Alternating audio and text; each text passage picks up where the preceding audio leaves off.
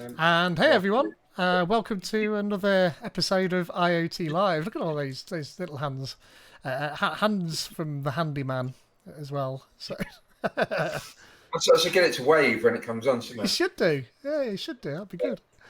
Welcome to another IoT Live.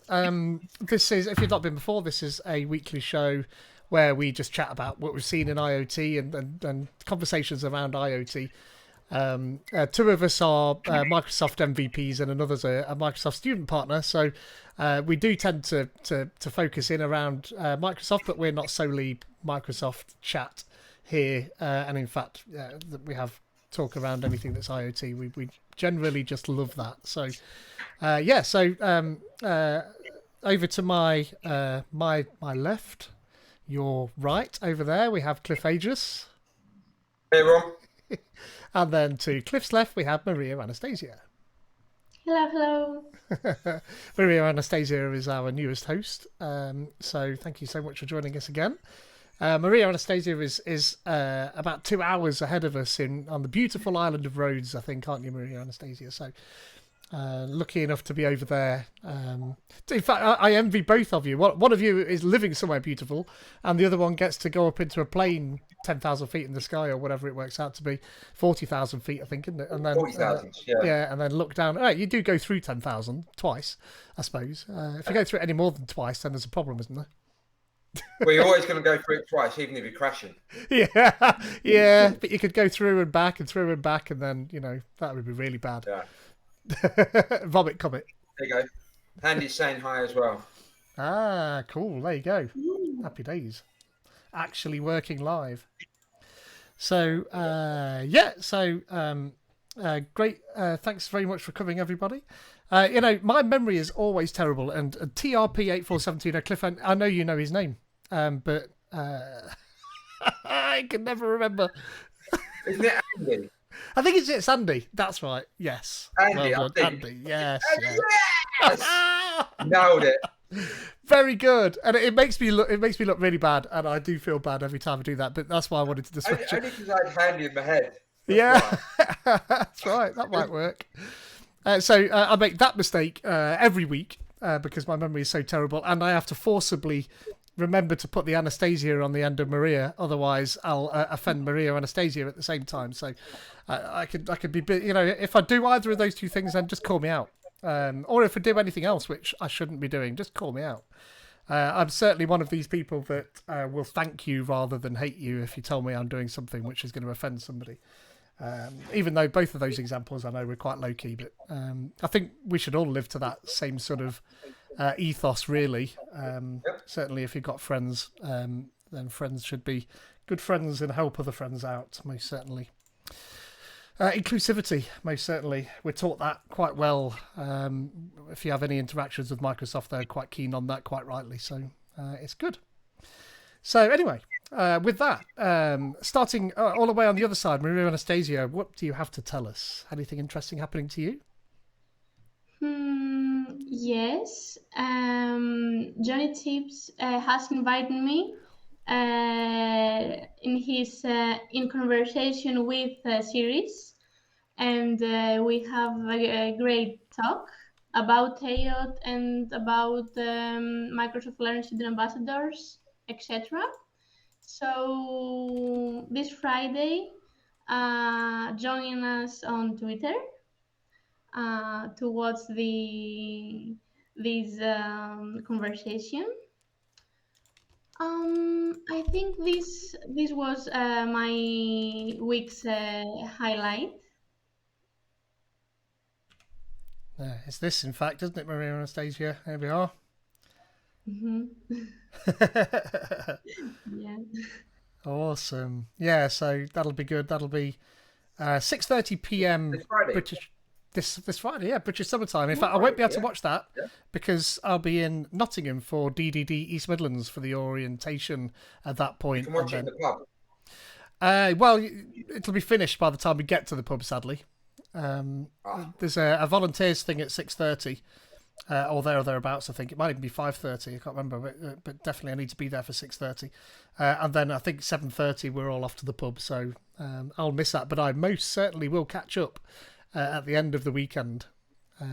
So, in fact, Cliff, I think on Saturday, aren't you coming to DDD East Midlands? Isn't there a chance of you doing If that? I can get petrol, yeah. Yeah, there's that. I'll You're be right. coming along.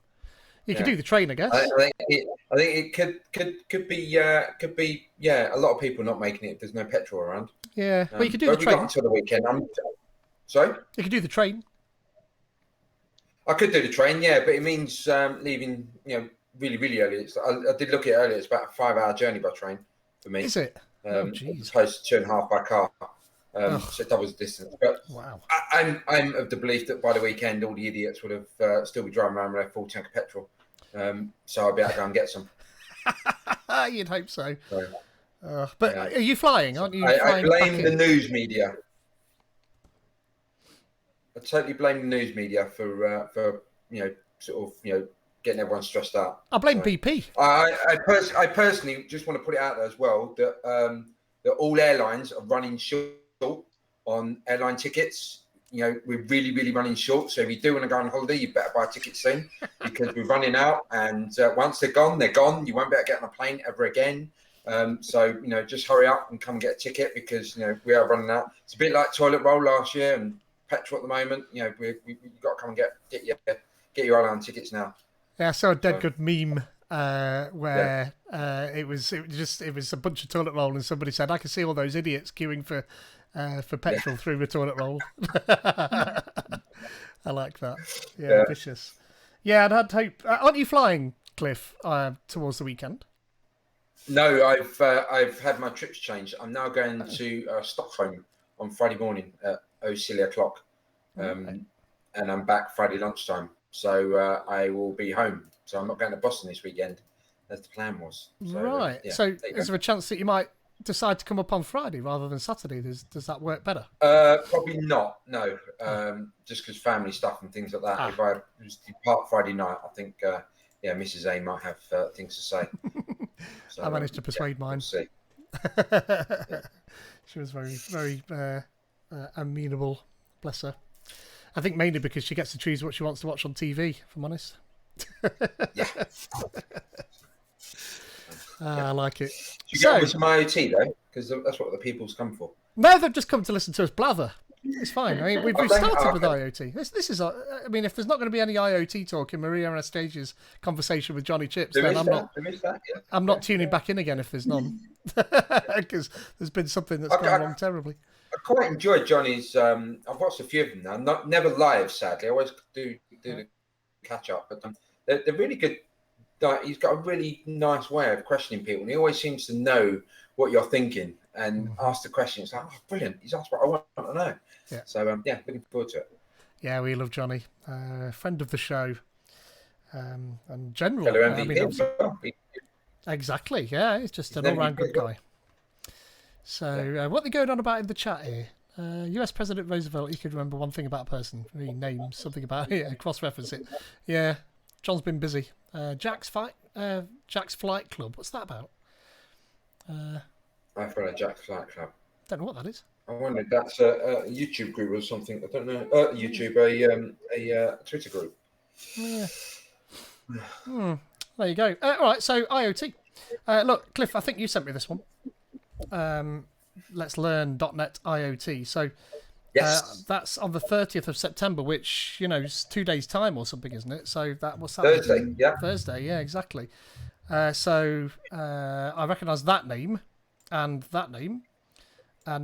maybe that name, but certainly Cam and John Galloway I recognise. So. Yeah. So this will be good. I mean, if you've been following the show for a while, you'll know that we're big advocates here of getting people into IoT, and preferably without the use of temperature and humidity. But I think you'll probably find that there is going to be temperature and humidity involved in this. There always is, probably there. I think it's purely because it's a cheap and easy sensor, and everyone gets temperature and humidity. Yeah, and the sensors are dirt cheap. So it is. It's there. Look, there you are.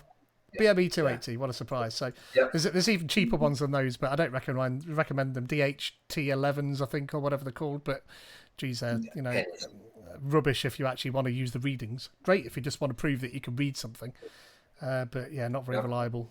20% inaccurate or something, aren't they? So yeah, not ideal.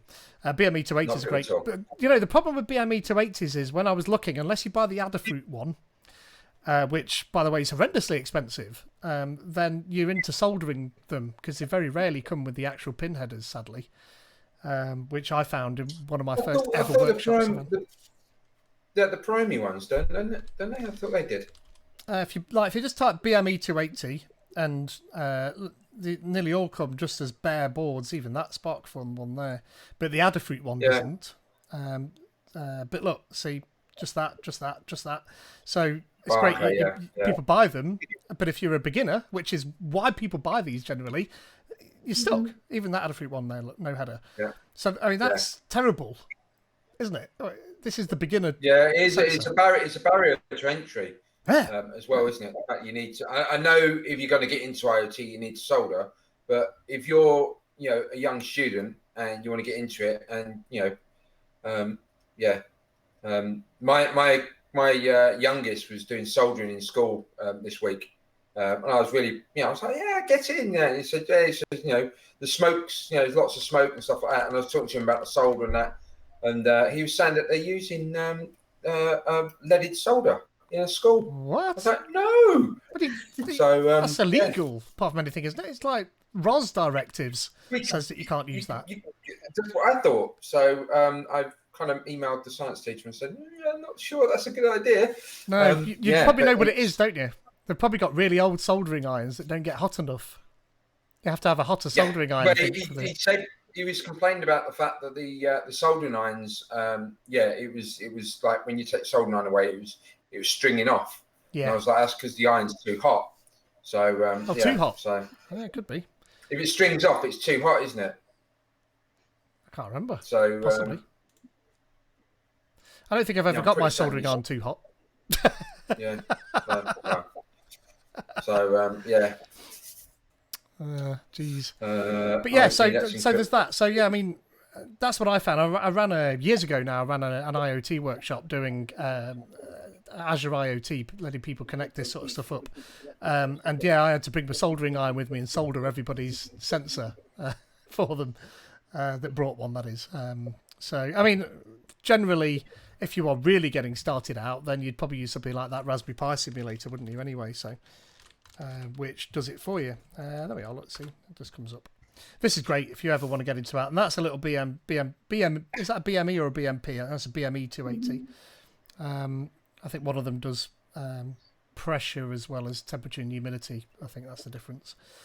But yeah, this is dead good. This is a great way to start with Azure if you don't want to have to get into that wiring up. But if you bought one and soldered it, then you could wire it up that same way and it should just work with that code on the right there once you get your Pi set up. But so anyway, so that's that. So but all of that aside, do go and check this out because if you've not done a great deal of IoT, or even if you have and you just want to learn some of the fundamentals again, then this could be great. I don't know a great deal about what's involved in it other than what I've read on there, so that doesn't do anything. I can't learn more. There is no learn more. It doesn't work. So let me just make. There is now. It is. Look. IoTeaLive reactor. IoT. That'll work. I got an email from Bitly saying you've used up 50% of your monthly allowance for short links, which I was quite surprised about. So I didn't know you had an amount. Yeah. Oh, okay. Neither I did suppose if you got paid for it otherwise, yeah.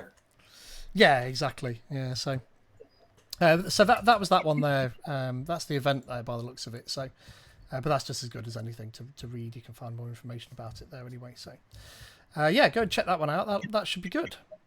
I'm a big F1 fan. If you follow me on Twitter, you'll probably see my only claim to fame in the F1 world, mind you, is that Mercedes F1 follow me on Twitter, which was good. Quite like that. Because I've got like millions of followers and only follow about 2,000 people or something. That was quite cool. But anyway, I'm a McLaren fan as well, historically speaking. And McLaren have done this McLaren Substitute Teacher TV series, and it's about machine learning in this season 2. And actually, wow. it's really good. It's well worth watching it. It does explain a lot of these fundamentals really well. So if like machine learning and AI is a little bit unclear, and how they use that in Formula One specifically, but generally they explain the concepts here really well. So it's well worth checking that out. So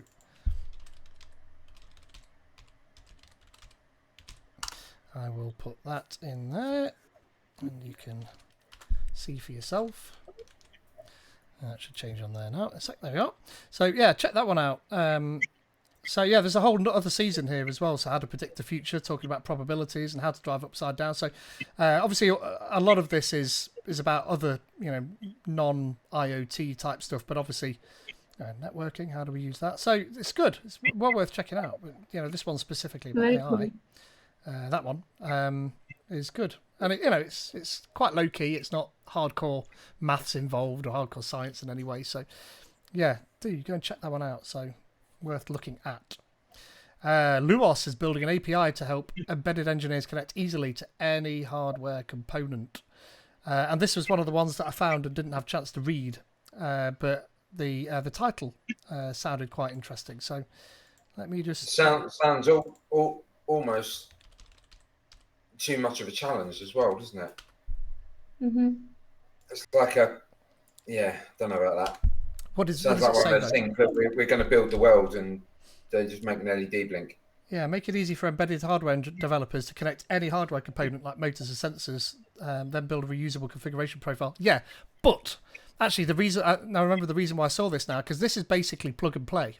This is what plug and play is in the Microsoft world, where you have a device template, if you will, and a set of conformities and capabilities that your devices can use, can connect that way, can receive commands that way. And certainly IoT Central uses this heavily, so that you could just click on a device and it will populate the device template for you, and it knows then how your device communicates with IoT Central backwards and forwards. So I suppose this could be another kind of communications protocol, like I2C, I suppose, which is between hardware parts as opposed to. I'm not sure it's that. I think actually it's the method of defining how the device works rather than actually the communication protocol. That's how I'd imagine. It talks about any part, buttons, motors. Yeah, So, you define a template for it, and this is what it can do. So it's got one input for a button, and it goes from high to low or from low to high depending on if it's a pull up, and that's probably... I get that from the Azure side, but this is reading like as if you're connecting, to hardware like a button. Yeah, I don't know. Yeah, cause it is. Yeah, it's a SaaS tool. So yeah, don't know. Yeah, look, to then build a reusable configuration profile to get the same type of flexibility that software engineers have with microservices. The idea of Luos is to allow embedded developers to create things that could easily be reusable by others and easily to compose with existing profiles instead of remaking everything every time. Yeah. Okay. It sounds like plug and play. But there's more to it. Obviously, it's more than a template. It's a block of code, by the sounds of it. Yeah. But of how, and you're right, perhaps included in that could be the I2C methodologies that you need in there to make that work. But how that works with all the different programming languages that we've got access to, if that's the case, that's when it starts getting really hard. So you have to have a Node module and a .NET npm library and a C header file and all sorts of different things, wouldn't you? So, oh geez, yeah, that sounds difficult. Does it mention when it will be ready? Let's have a look. No, it does not. Unless it says right at the top. Nope. There might be some more information in this if we were to watch that about Luos, but we've not got 12 minutes 55 seconds. Yeah, that sounds like that could be quite interesting to watch though. I've not watched that, I must admit. But flicking through that looks like there's just some people talking. Doesn't look like there's many demos of actually how that works. Yeah. But there's luos.io, you can go there. That might give us a bit more information. Do that. Stick that in there. Open source and real-time orchestrator for distributed architectures. Unleashed by embedded developers for embedded developers to easily design, test, and deploy embedded applications. Interesting. It's been used by Tesla and SpaceX, so ST obviously got microchip and Elon Musk Arduino. back in. Exactly. Yeah. Easy to use API, virtual UD controller. Interesting. I'd get Luos and Lua confused in my head, I think. Yeah. Check this out anyway. You know, and if you read into it and you find that it's really useful and you Yeah, learn let a us bit more know. about it, then yeah, definitely. Let us know what you think. Could be interesting. But it sounded like plug and play, but I think it's bigger than that by the sounds of it. So I think I'm starting to wonder if it's more in depth, like more lower level. yeah, it's sounding like it. Template management and gate Got some management. big customers, though. It's a nice website. Looks like it's well made and interesting. Yeah. All right, well we can check that out on a future show. How to control a Raspberry Pi from the cloud. So somebody's decided that they're going to... And actually, the reason why I saved this was this Infineon Cloud, which I'd not heard of before. To show you how to connect your Raspberry Pi to Infineon Cloud. Oh, well, that's not very good, is it? Let's do that. Infineon. Save that. Intelligent data streaming platform. So I mean, on a show a couple of weeks back, or maybe 3 weeks back, I showed you that that streaming data database. Do you remember me showing that? Which yes, was, I do. Yes. Who was it that made that? I can't even remember now. I forget every time I bring that up in my head. I know what you're talking about, but I can't remember it. It was specifically for time series data storage, and it was dead good. But this when I looked at this sounded quite interesting. So helping with real time data as well. So yeah, I need to spend a bit of time with whatever time I have got. Not got much of that, like all three of us, in fact. Yeah. But yeah, it's free as well by the looks of it. So this might be worth checking out. What we need to see is like a Patreon, us three do, and then someone to pay our wages, and we can just sit and do this. Be nice, wouldn't it? It would. Yeah, exactly. Yeah. So I can afford to... I think the fact that the it's free for Infineon at the moment is probably one of those kind of normal models, isn't it? It's free until you get a bunch of people that are advocating for it, and then you then start charging. You know, and you've got your people already bought into it, and they're trapped. You know, so not saying that's what they're going to do, but you know, just need to always be careful with these things, because you know, you sign up to them, you agree to them, and then you know, you get trapped in their little walled garden. Yeah. So I agree. Yeah, a little bit like Particle to a degree, which sounds great. Yeah, I've got a load of particle boards here that I used on a project, and then we couldn't, because you know we got trapped, and the client wasn't happy. Yeah, and the client that was using them on the project wasn't happy that their data, as they see it, was on somebody else's server, and they couldn't, you know, secure it or see where it was, not even as to where in the world the server was. So yeah, we that project got binned, and I've now got a lot of particle boards up on the box there that are just stuck there, really. Yeah. I should give them. Actually, I should find a local school or something and give them away. Oh, geez, how do you spell that? Infineon. Reminds me of an old Archimedes game called Neveron. The spelling of that does. Well, that didn't copy it, did it? Stupid thing. There we go. Did it twice there. That's why, Pete. Yeah, silly thing. So that's that. So I mean, yes, obviously I spotted this first. And thought, oh, that's quite cool. And then spotted this Infineon thing. So, and Fluvio. I've not heard of that. What's that? Oh, Fluvio. So it looks like they've got a few models there, haven't they? Yeah. There seems to be a lot of this kind of coming around at the moment, isn't there? Like kind of ways of modelling, you know, IoT platforms, there's lots and lots of companies trying to jump onto the IoT world, but they're all trying to keep it such that you're buying into their ecosystem, and that's it. You're trapped in there. Yeah, easier for them, I guess, to design those parts. But geez, it'd be better to be, as you've said, a service you could slot in. As soon as we start getting them, the AZ220 exam is going to become a nightmare. The AZ400 DevOps exam is a nightmare because of all of the extra platforms that you can interface with Microsoft tech. And so it's such a broad exam that is because of that. And we're in danger of needing to do some of this eventually with the Microsoft stack and the IoT stack. So that could get a little bit confusing. You kind of hope it would split before it got there, though. Fluvio is part of Infineon. I'm and I do keep telling them that it'd be awesome to have an architect's exam on top of the existing exam and split out some of the more complicated stuff out of it, because there's some stuff in there that it's hard. There's a lot of content in there. It's only getting bigger all the time.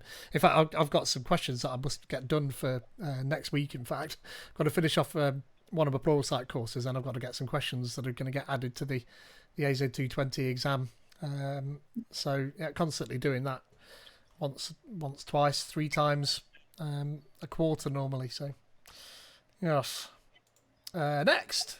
We were talking about this earlier. Look, so new free resources for young people to become independent digital makers. I love all the stuff on the Raspberry Pi website. The work they do is awesome. Yeah, so good. Mm-hmm.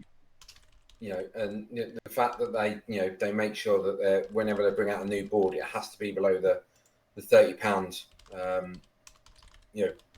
price mark. Yeah. Just to make sure that it's always affordable is pretty darn impressive. I agree. It's one of the best places you can go and check out content to get you into STEM subjects, IoT in particular, but making, which is something that's very close to my heart. So well worth checking out. This is 3 explore projects here, 2 design projects, and an invent project. So and I mean, obviously you've got Girls Who Code and Girls Into Coding, and there's quite a few to get specifically girls and gender minorities and ethnic minorities into this area as well, which is fantastic. So yes, well worth checking that out. So where are we at? We're halfway through already. Look, and we're nowhere near halfway through this list of links. So we're not. No. That says because you spend all the time at the front chatting. That's what it was. Yeah, we're a chat show though. So we are. It's all good. NeoPixels, you got to love some NeoPixels. Absolutely. Look at these. These are awesome. I love the look of these. I'll use up all my Bitleys. Look.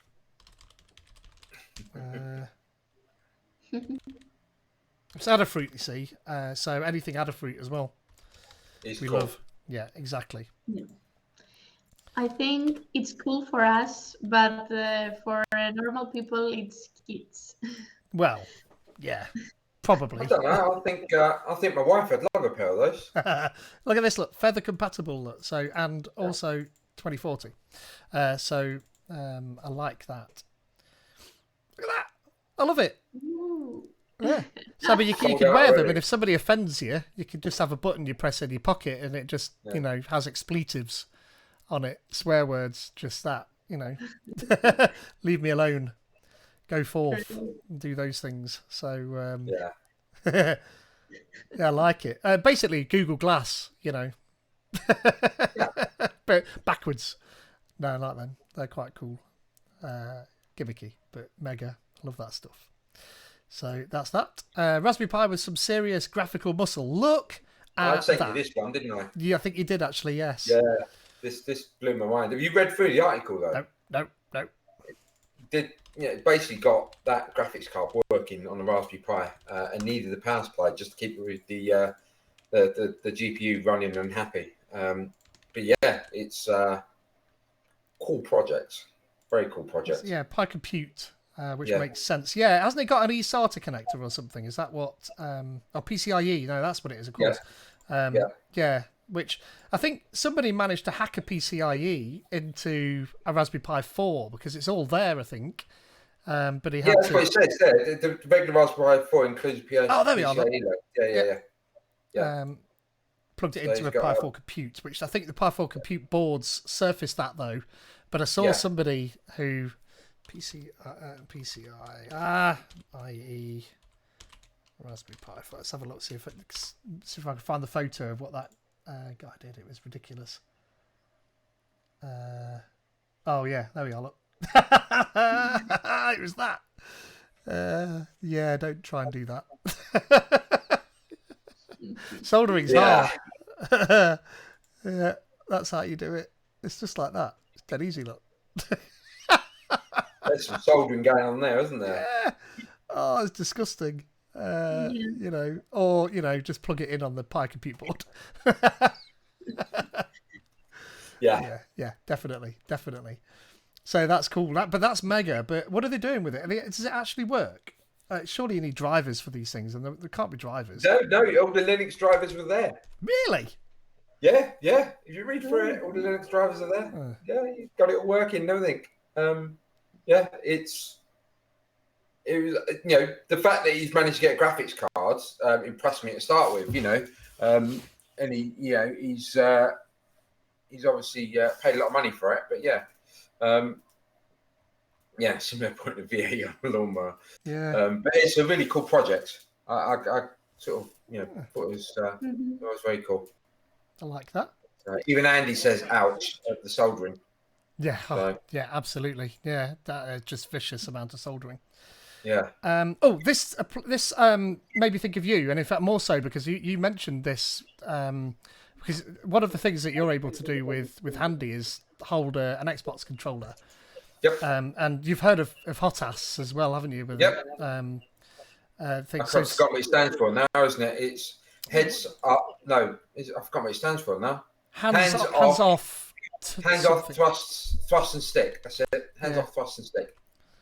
So basically, the HOTAS bit has been able to hold whatever you're using to control thrust and whatever you're using to fly the aircraft, and all the buttons and dials and switches you needed are on those two sticks. You never have to take your hand away to go and push another button. It's all there. That's what HOTAS is. It comes to the military world where take your hand away, you could get shot at that point. So Andy says that he bought one for Elite, but never played it. Elite is awesome.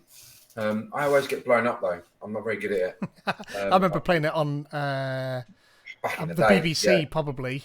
I think it's my Commodore 64 I used to play it on. I was addicted to it, but that was. I think I played it on Amiga. An Amiga as well. But that was back in the time where it was a never-ending world, was it? Wasn't That's it? right. It was huge. Used a I think it was a 16-bit kind of seed, and then from there it kept growing the planets and star systems and that. It was dead cool. Awesome. So clever. Yeah. And there was two developers that built that, and it took them 2 years to build it. And they did it for, I'm sure it was Amiga that the reason he did it for. I'm sure it was Amiga. And then not Amiga, Atari they originally did it for. And then it got taken across into Commodore, etc. But very clever. Biggest game I played on the BBC was a game called Exile, and nobody has ever heard of that generally. But the map was massive, and in fact, and this is BBC Micro Map, and it looked like that. But you can imagine the man was tiny, so it'd be like 2 pixels on that particular thing. But the map was as big as this.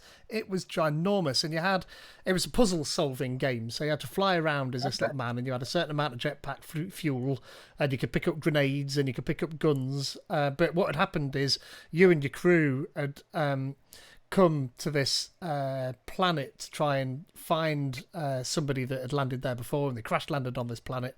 And then this crazy guy had gone and stole the navigation out of your ship, and so your whole purpose was to go and find this navigation control unit, and you had to go through this whole map solving puzzles the whole way. Absolutely massive, brilliant game. One of the best games I've ever played to today. Even it's that good. So do go check that out. Neither does Andy either. Andy's in the chat and he doesn't remember it either. It's really good. It's well worth checking out. I mean, if you've got an old BBC, know what you have to do. you'll have to go down to the TMOC, down to Yes. what's it? I forgot what it National stands for now. Museum of Computing. That's it. That's the one. Go down there. They've got a bunch of BBCs that you can go and play with. Yeah, they won't have that though. I can guarantee it. I've got it back there on my BBC. I've got an old BBC on the back of my office over there. There was an Amiga version of that as well. As it happens, it wasn't very good. This original BBC version was incredible. They're doing all this with like, what was it? The BBC was it 32 or 64K? 32. The micro was 32. Yeah. Yeah, 32K of memory, and they're doing this, and we get upset when we don't have our mobile phone doesn't have 128 gigabytes on it. Yeah, exactly. Yeah, amazing. The map was 32K, and admittedly the graphics aren't spectacular, but look at it. It's awesome, so awesome. It was great. You could remember your position and then teleport back to that. You had like 6 remembering positions, and if something went wrong and you got hit and teleported too many times, you teleported all the way back to your ship, which was a massive pain sometimes if you ended up that you didn't really want to be back at your ship because you're in the middle of solving a puzzle and you perhaps even couldn't complete the game at that point. You had to start over or go back to a save point. So one of there's an emulator. There is. I don't think you can play it online, but you can download one called BeebM. That's the best one. No, I mean an emulator of that game is what I'm getting at. Online, yeah. I don't think there is one, but you can easily get the ROM and run. Yeah. Is BeebM? Can you run BeebM online though? Somebody might have made that. Andy's saying he needs to get his fixed. Anyone that does the spares. You speak to the National Museum of Computing. They have a team up there that look after theirs, so they might be able to help you out. I use a company called Mutant Caterpillar. They're based in Wales, and they are awesome. So let me get them up. Look, Mutant Caterpillar. There we are. Ian, the chap that runs this, and his wife are fantastic. The service you get from them is amazing. It comes all cellophane wrapped and cleaned when they send it back to you, and everything's packed with love when it comes back, so nothing gets damaged. And if you follow any of the retro Facebook sites, then often Ian will be in there. And he'll have a particularly difficult one to repair, and he'll catalogue how he's done it, take photos, and how he's diagnosed the problems. It's amazing.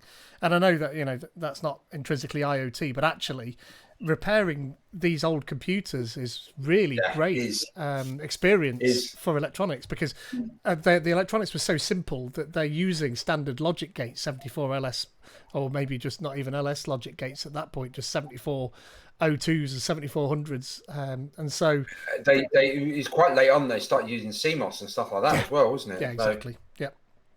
So picking up an old Spectrum. I mean, the BBC actually really complicated machine, the micro, but an old Spectrum, an old Commodore 64. Other than if it's the ULA and perhaps the memory, they're eminently repairable with the right knowledge. But it does give you some idea about how computers still work to a degree with memory mapping and things like that. It's really handy. I learned a lot just by trying to fix a couple of mine. Actually, I learned a lot by trying to fix my dishwasher the other day as well, but that's another story. I did fix it. So that's cool. So moving on. So that's... Oh, no, I didn't even finish this one. Oh, jeez. But what was cool is he was using his feet down here, which I thought... I'm sure he was. Or maybe not. Oh, yeah, no.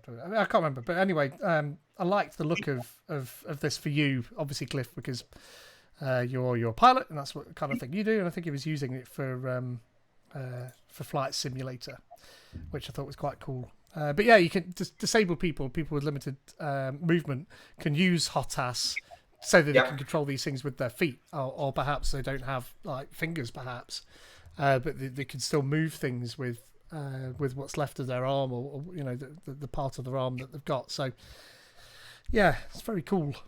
I like that. I'm amazed down the right hand side that there's not things like Peppa Pig appearing on here.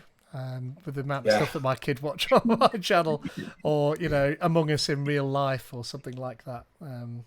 Stuff. I've just put in the chat as well. Andy's saying thanks. He owes you, Pete, because it wasn't nothing for me on that one. But I've just chucked in the chat. I'm not sure if you've seen or read the book Computers That Made Britain. No. It's all about. It's basically interviewing all the people. I've put the link in the Twitch chat.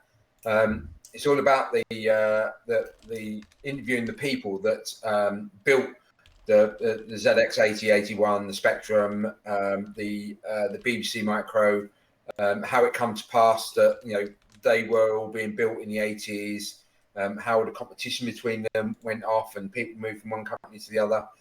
It is an awesome book. I'm about 2/3 of the way through it at the moment. It's a really, really good book. Really, really like it. It's free as a PDF as well, isn't it? Tim Danton, I think his name is, the author. I got it from it was Raspberry Pi sent me the link. So I got it from the Raspberry Pi because a bit of it then goes back into the Raspberry Pi Foundation. You get it from them.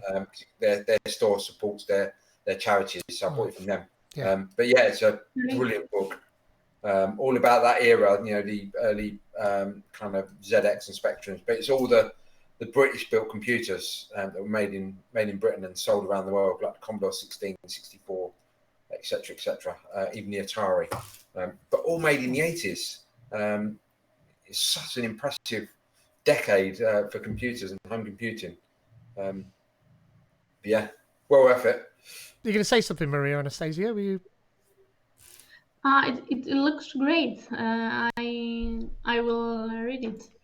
Definitely. Yeah, it's well worth doing that one. If you like that sort of stuff as well, it's worth watching this if you can get it. Micromen. Certainly with the passing of Clive Sinclair recently. That the other week, didn't you? Yep. Have you seen it, Cliff? I've not. No. Watch it tonight, for goodness sake. It is awesome and mega accurate. There's an interview with Chris Curry somewhere.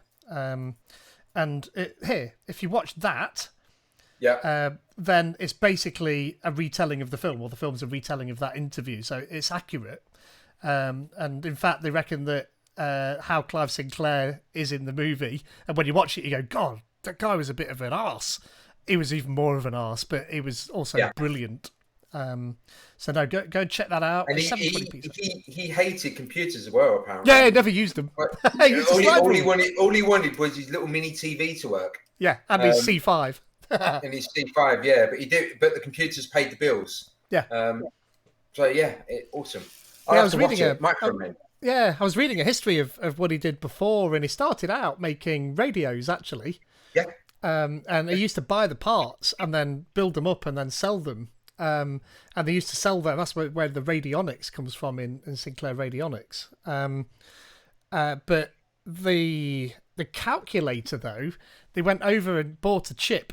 They sent Chris Curry over, drunk I think he was. I think he'd been out the night before, and they sent him over in a tremendous hangover out to somewhere in America, I forget where it was, to have a look at this chip, which was basically the calculator. The calculator was, just the chip. And they were cheap. Yeah, exactly. And he came back with that, and they were selling them, and they were able to make them for something like 12 quid and sell them for like 120 or 80 or, that sort of a markup. And they were selling like tens or hundreds of thousands a month in the beginning. So you can imagine the profit that they were turning over. But obviously that then allowed them then to start making the ZX80 and the 81 and the Spectrum onwards from that. So, and he was way ahead of his time. He talks about that in the book. It covers that in the book about where they start off with that. Cool. So I think the book and Micromen, it covers all the Commodores, the BBCs, the whole gamut of the 1980s computer world. Oh, awesome! If you watch this and then you think I'm going to watch that again, put this on your phone and watch the film on the TV, because this is an interview with the Centre for Computing History had Chris Curry, Steve Ferber and Herman Hauser, who were three of the actual people in the film, talking about how accurate it was, and it's really good to listen to that. So if you've watched Micromen, watch it again, but watch it with that commentary, if you will, alongside it. It was dead good. That was a year ago, so I watched that live, this commentary and put the film on the main TV while that was on, and it was really interesting to listen to. The actual stories. I love that era, and I'm gutted really in some ways that I wasn't sort of a little bit older when all that was happening. I don't think I was. Yeah, I mean, I was, when all that was, I was born in 75, so it was, I was like kind of, young kid then. Yeah, I was 77. Yeah. So it was 81 for the Spectrum, something like that, maybe. 81 for the Spectrum. 81 for the ZX80. No, the Spectrum was later. Sorry, the ZX80 and 81 was. I think it was 84, 85, something like that. 82 for the Spectrum. 82. Yeah. Wow. ZX81 was 1981, and it used the Z81, the Z80 processor rather. But they just added a 1 to it, probably for 1981 maybe. Yeah. So go and check that out. I'm not going to put a link anywhere because I'm not entirely sure how legal this is, because that's BBC copyrighted property. So I'm not putting a link anywhere for that. And neither am I condoning watching possibly copyrighted property. But I think actually you're all right watching it. You're just not all right uploading it. I think if it's been uploaded 8 years ago, I would have thought that BBC or YouTube would have pulled it if it was an issue. But I see where you're coming from. Yeah, and those 284,000 people that have watched it before you as well. So no, definitely go and watch it. And Cliff, I implore you, go and watch that. If you've not watched this by the next time we have a show, I'm going to be annoyed. Download it with whatever YouTube downloading tool that you want to use. And There's no such a thing. And then watch it on the plane. Yeah, do that. So look, we're at 9:47. So let's skip a little bit. Silicon Lab Streets for a secure, inclusive IoT. I'm not sure what that is, to be perfectly honest. But I'll stick the link in the chat. So that's that. So go and check that one out. Our Q&A with the creator of the 6502. I'd not had a chance to read this, but that'd be interesting. And obviously, theoretically, a lot of people will know, but obviously there was two sort of competing processors back then, as we're talking about old machines. So either you had there's the Z80, which powered the Spectrum and the like, and then the 6502, which powered the Commodore 64 and the BBC. And generally the 6502 was better. I think it had hardware sprites, and scrolling, hardware scrolling and things like that, or the ability to do that was built into the chips around with the ULA. Actually, more to the point, I think was the what they'd created there. So the brain behind putting it on the screen. So what was nice about Commodore 64 and the BBC was that scrolling across that you could do, whereas on the Spectrum everything kind of flipped. You had to go from screen to screen. There was very little in the way of scrolling. So there you go. Yes, any of them need a handy or leggy, yeah. So go and check that one out. I'll just put the link straight in there. LilyGo's T display gets an RP 2040 makeover and offers microcontroller and display for under a tenner. How about that? Wow. So that got an IPS LCD. An IPS LCD panel. Yep. Wow. So, what size is it? It looks slightly bigger than a feather form factor. So LilyGo LCD. Let's do that. One of those. Remember that. 1.14 inches, so teeny tiny. Big enough though. An inch. Yeah, that's about that, isn't it? No, about that, somewhere around there. So we're after the watershed. It's all right. Based on the T display ESP32, but using an RP 2040. So I like the sound of that. Look, there you are. Look, that's a better idea about how big that is. Now, and that display is perfect for sort of just a readout. Right, flip between 2 or 3 screens on a regular occasion or something, or using a button. Looks like it's got a power switch as well, perhaps. Or that could be the programming. No, that's probably one of those 2 buttons. So yeah, You normally have a boot and a reset button, don't you? So yeah, that's these two, I think. Enable actually. And it's suggesting a mini video wall. Well, if you could buy enough of them, that'd be cool, wouldn't it? That'd be good to watch. AI focused Pico 4ML Ardu Cam has one. Micro integrated screens are relatively unusual. Yeah. Now available at AliExpress for $9.98. LilyGo make a bunch of stuff actually. ESP32 They do actually. They do make some cool little projects actually. Yep. And TT Go. There's a lot of them. They're all out of China normally. These boards. So repeatability tends to be the biggest problem with this. But for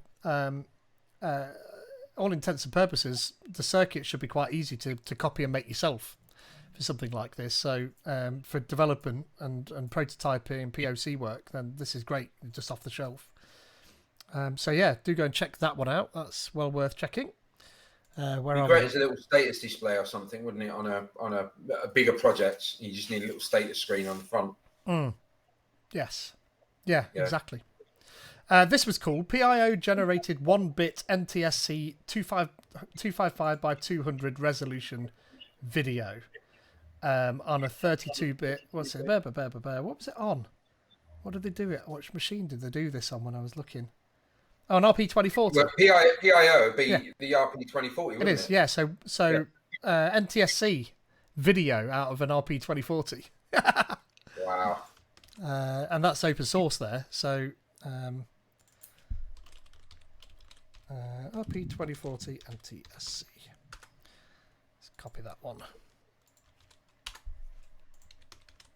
I've got no idea how they've done that.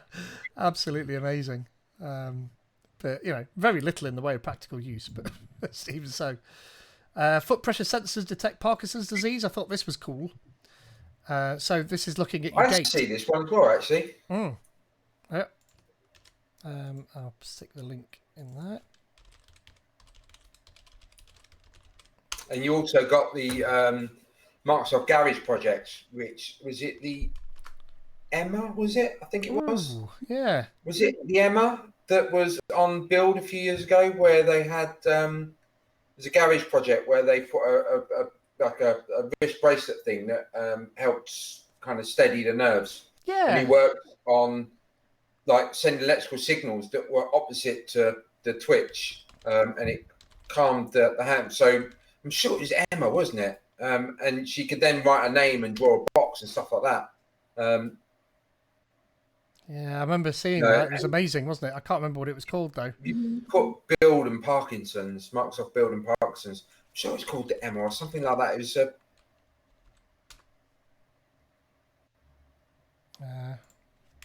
No, I think Microsoft you need in there.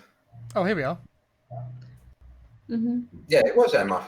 Yeah, look. Memory. Yeah, exactly. Good. Can't remember my kids' names, but I remember IoT stuff like this. It's so brilliant. Brian, How Luke, my brain works. Emma. Oh. That was it. Cool, but I wonder where that project is now. Probably in a filing cabinet. I seriously hope not.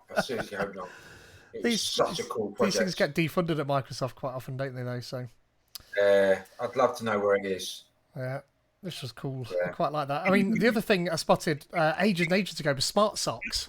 It was I talked about it in one of my IoT talks about everything's going to be IoT, but that was talking about the use of sensors to be able to determine gait and pressure in different areas of the foot to be able to determine diseases and issues with your brain and stuff like that. So that was quite cool.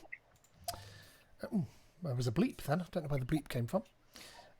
Simplify electronics design. Oh yeah, this modular.upverter. Now I've not played with this, but this is like dragging. It seemed like it was a little bit like Tinkercad. So you could tinker with these different boards. Okay. So new design, and you could drag bits on there. So drag that on there and do something with it. So this looked really cool. So let me just stick that directly in So there. it's like Tinkercad where you can design, but using off-the-shelf boards and connect them together. Yep, by the looks of it. I'm not sure what personally, because I didn't look at it, but it just sounded really cool. Yeah, and that's fairly similar to iCircuit and iCircuit 3D then, which is iOS app by Frank. I've got his name now. iCircuit and iCircuit 3D. I've got his name now, Frank Sankara, who made it. So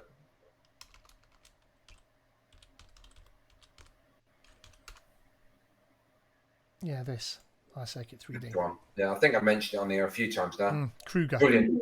Yeah, Frank Kruger, that's it. From Kruger Systems Inc. Yeah, this is dead cool. This is so cool. I've got it on my iPad and I'm forever flying along and just tinkering and playing with little circuits, just for fun. Middle of the night, sort of, just making a little circuit on my iPad and seeing if I can keep the magic smoke inside the parts. Because when you blow it up, like you blow a component up, it even animates the smoke as well from the capacitor. Nice. It's so much fun. Virtual smoke. Just seeing what stupid circuits I can come up with in the middle of the night flying the aircraft, trying to stay awake, keep the brain active. It's more about PCB design and schematics than it is about actually making it work. But look, I mean, I don't know quite what it's showing you, but it looks quite cool. Quite like it. Okay. So it's more about designing because it's got auto routing and stuff like that as well. Must have. Cool. Yeah, and get pre-tested custom PCBs manufactured too. So, yeah, so that seems quite cool. Very cool. Yeah, like that. Right, I mean, look, we've got 3 minutes left. Creating an Azure IoT Edge golden image here. I'm just going to paste this one straight into the chat. And not go into too much detail, but obviously, if you've got like a Raspberry Pi and you're using IoT Edge on there, then this is creating your image for that you're going to send out to production.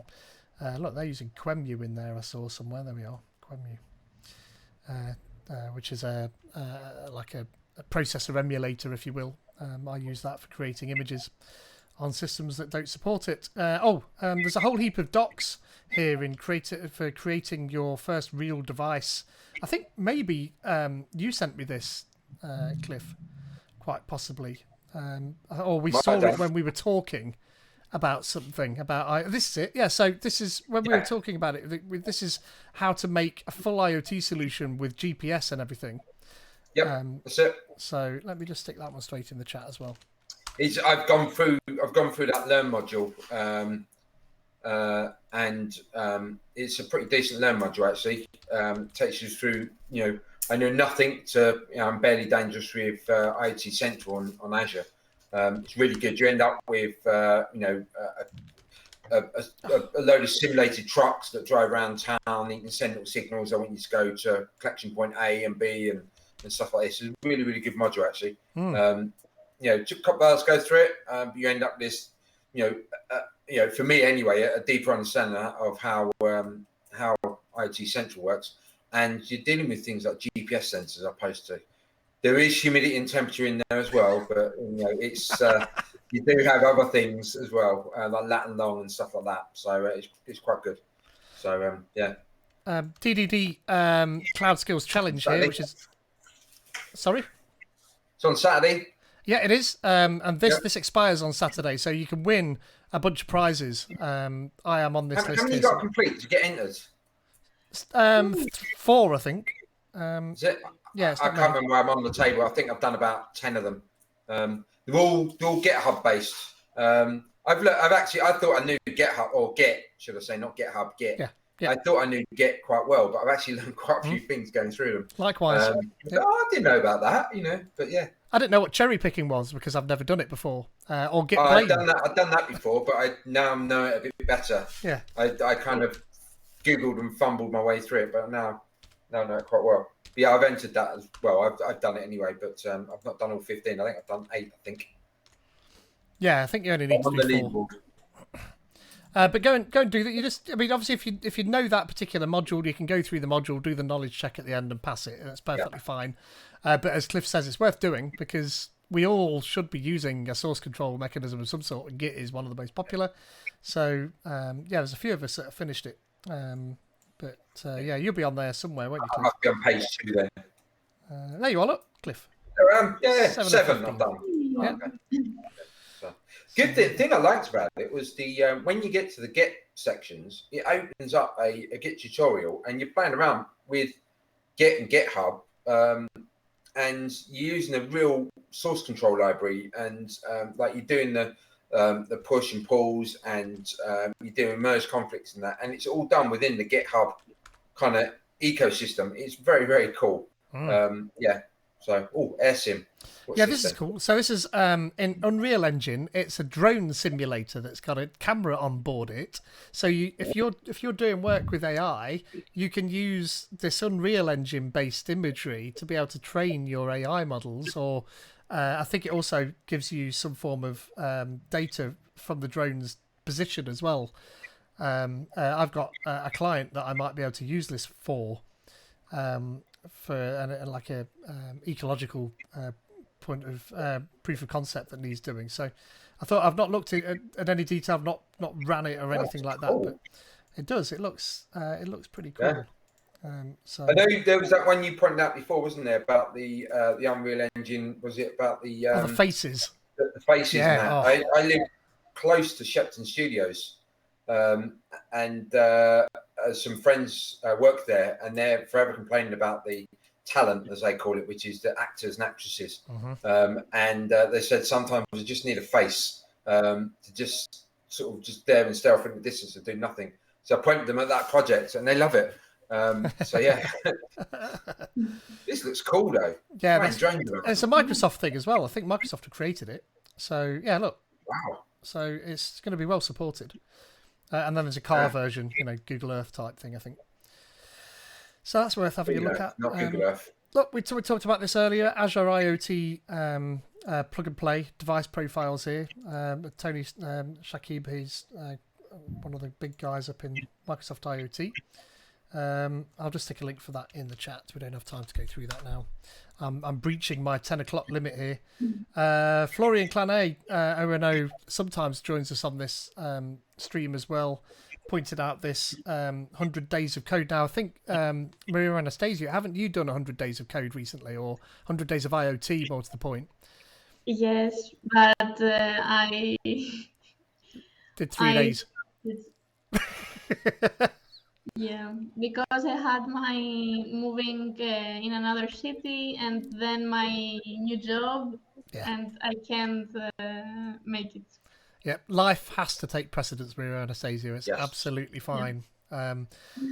We all do this sort of stuff in our own time just for fun, but it should never be that you're missing out on real life, real world stuff to do this. So absolutely get your priorities definitely straight there. But if you ever get back into it, or if you're doing it at the moment, then this extension for VS Code looks pretty cool to be able to track your progress of 100 days of code. So I'll stick a link to that in there. So that's worth checking out. I might just install it to see how much work I do, Yeah, you could do that.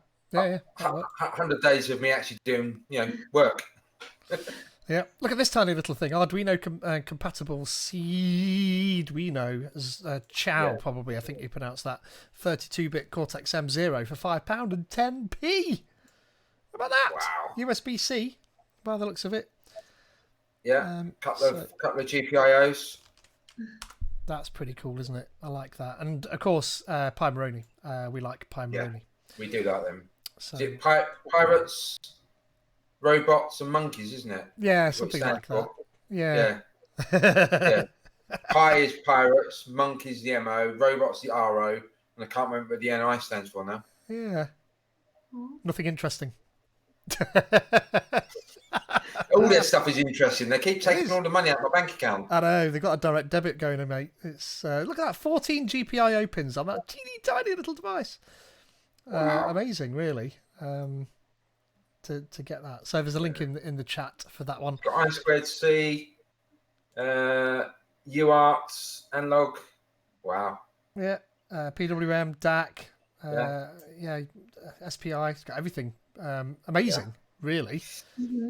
So yeah, probably go and give them some more of your money and buy one of those. Dustin Watts has been creating this free touch deck, and no, this ESP32 touchdown is the thing that I liked, where he's got a screen hooked up to an ESP32, and he's doing some pretty fancy stuff. He's made a board for it and everything. I've been sort of following Dustin. I should be able to fit that on the screen there just about. I'll stick that in there. Yeah, worth having a look at that project and seeing what Dustin's been doing. That's all open sourced. So that's cool. Arduino. Oh, this is the Nicola. Was it you that sent this? I think Maria Anastasia. I think you sent this one, didn't you? Yeah, it looks very very interesting. Very tiny, cheap, and very very powerful. And I think that I want to buy it in my next Motion payday. sensing. Wow. Yeah, all of that built on the board, which is mega. Obviously, ambient pressure and temperature and humidity. Sorry about that, Cliff. It's going to be there, isn't it? But gas sensing as well. So usually you're going to have to buy one of those separately. So to be able to buy that board with that already on. And Bluetooth. Quite expensive though. Wow. Yeah. Yeah. But compatible with the MKR and the Portenta. So I'm guessing actually that it's reasonably powerful. Yeah, because the Portenta's their professional range, isn't it? So yeah. Yeah, it's an M4, Cortex M4. So yeah, it's not bad. But look at that. It's got so that's the 688. So that gives you gas as well as pressure, temperature, and humidity with AI. It says, and a self-learning AI smart sensor. So it's expensive for a reason because it's fully spec'd. This thing is well worth checking that out. So good catch, good spot there, Maria Anastasia. Like that one. E-Ink Magic Calendar. I like the look of that. So I forget what it's got at the back of it. Raspberry Pi Zero, and it reaches out to a Google Calendar, which I liked. And it's got then this tricolour e-ink display, which I thought looked beautiful, actually. And super low powered, because once you've drawn the image, that's it. You can take the power away. Precisely. So awesome. Go to sleep for I need one of those in the house actually. To remind us when it's PE day at school and they need to take this in or take that in, or whatever it is. Yeah, we need one of those. The family calendar. So that was good. Be interesting to know where they got such a big e-ink tricolour e-ink display though. I mean, Tindy, I think they said there somewhere. Yeah, that must have been quite expensive. Very beautiful. Out of stock. Sadly. Let's have a look. Not working. Yeah, build this. It's out of stock. Yeah. $180. Wow. Yeah. 12.5 inches though. Yeah, good. I mean, that's $180. Holy crap! That's a lot of money. Jeez. Yeah. So so that's cool. Yeah. What's this? Raspberry Pi Smart Audio Dev Kit with a microphone array on it. So that appealed to me because of the work that I've done with the Percept. So this has got 3 out of them 4 microphones, but it looks very similar, doesn't it? Look. So I like the look of that for AI stuff. Low power voice wake proximity detection. So yeah, I thought that was quite cool. I've put a link in the chat for that one. I set up my Percept the other day for a client, and I use your blog post that you put on the tech community to do the audio stuff to change the wake word and do a couple of wake commands. Right. And really good blog posts. And I had it all working. It worked perfectly on that bench. I moved it from that bench to a client's site, and it worked perfectly until the manager, the client, walked in, and then he wouldn't wake up and he wouldn't do nothing, and it was like, and as soon as he left the room, it worked again. It's like, really? really? It's like, as soon as the person that needs to see it is in the room, it doesn't work. Typical. Yeah, there you go. Really annoying. Good blog post there, Pete. It's super easy to follow.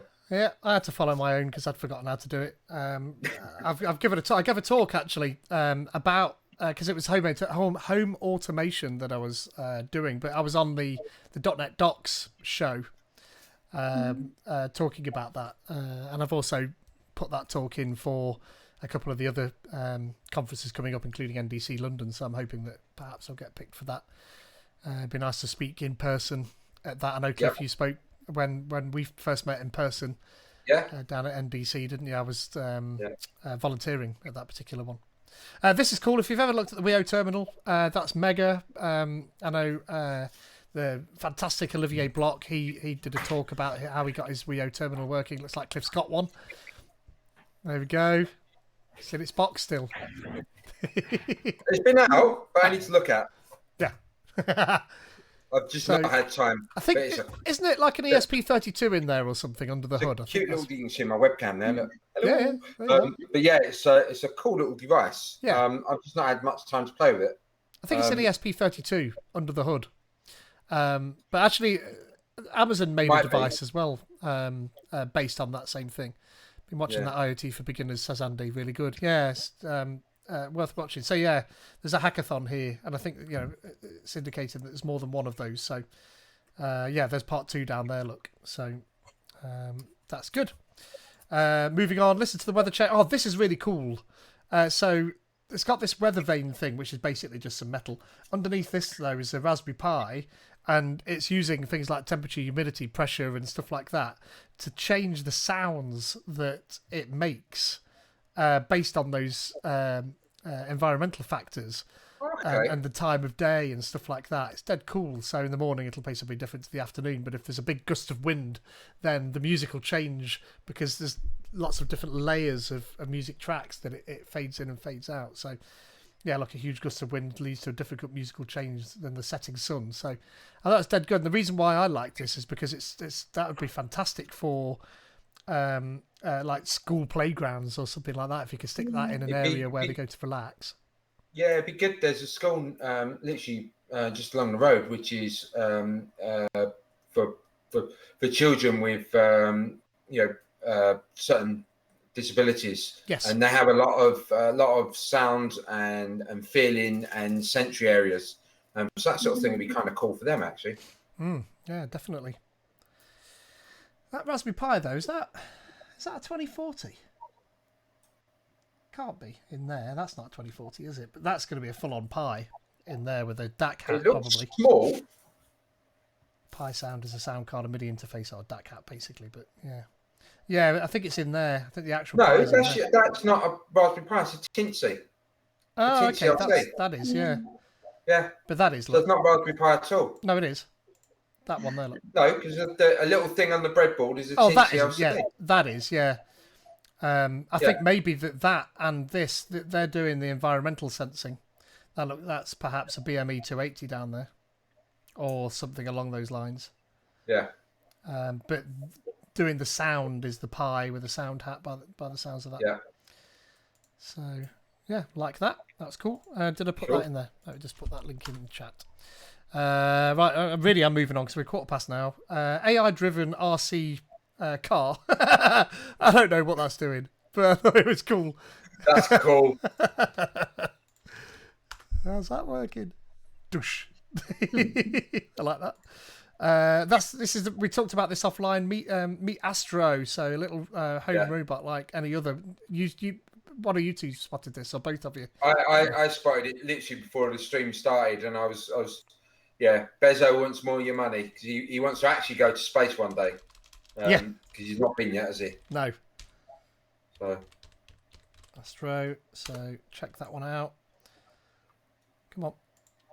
There we are. There, stick the link to chat in that one. So that's worth checking out. And we're whizzing through a little bit now.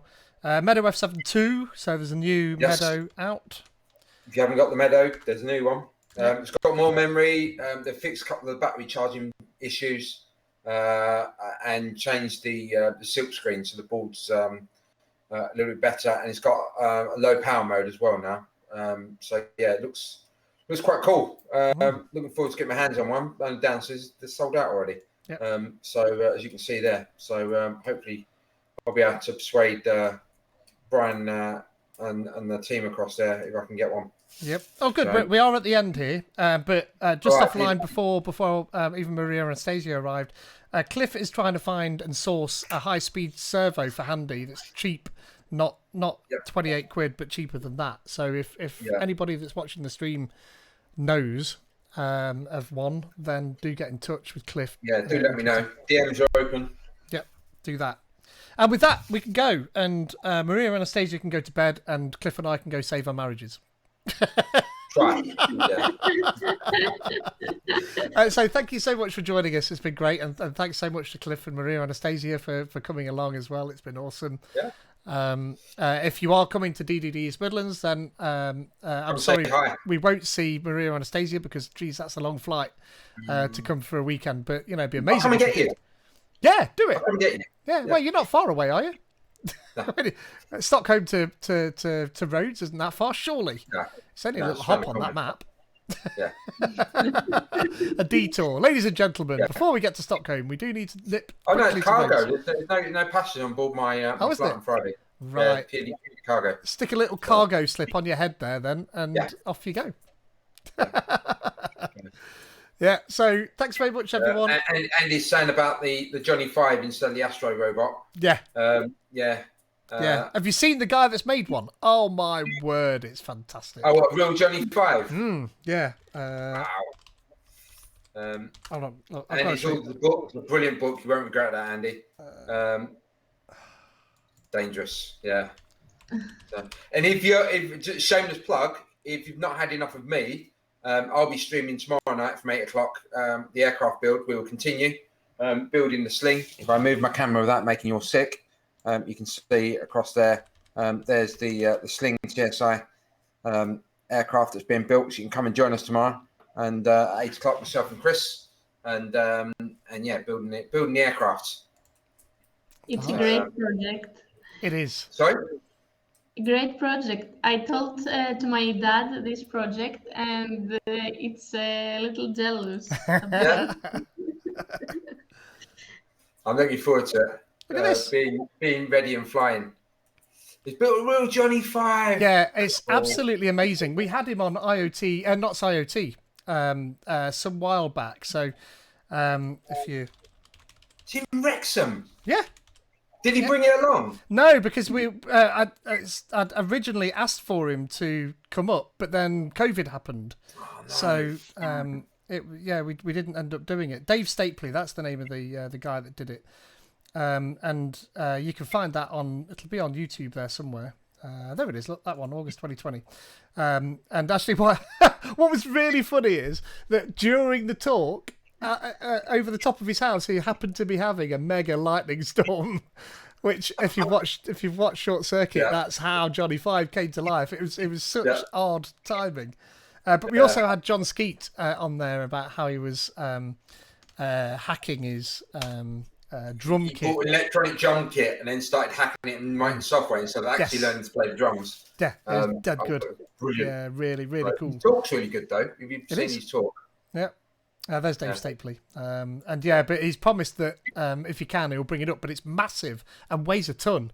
And he takes it to shows and he has to put barriers around it because people would die if it fell on them. So, it's... That's so cool. Yeah, it's mega. And he's got that sitting down. It's as tall as his shed he's got there. So, yeah, that's a great talk. Go and listen to that. Well worth going. Anyway, we've been leaving for ages. There are people that are stood at the door for an hour leaving. So, so thanks so much for coming along. And all being well, we'll be back again next Tuesday. Next Tuesday, yes. Yeah, I am going to be away one of these Tuesdays because it's going to be half term soon. But other than that, I think we'll be around. So see you all in a week. Thanks very much. See you next week. Watch tomorrow night.